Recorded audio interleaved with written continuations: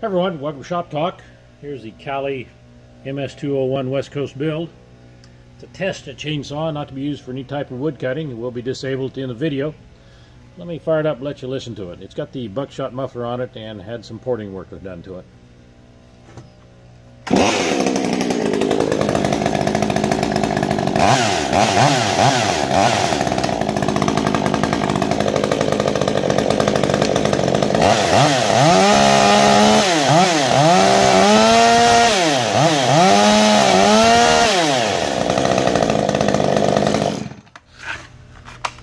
And there's the exhaust buckshot muffler on it. If you got any questions on these test chainsaws, not to be used for any type of wood cutting, give the chainsaw guy a call.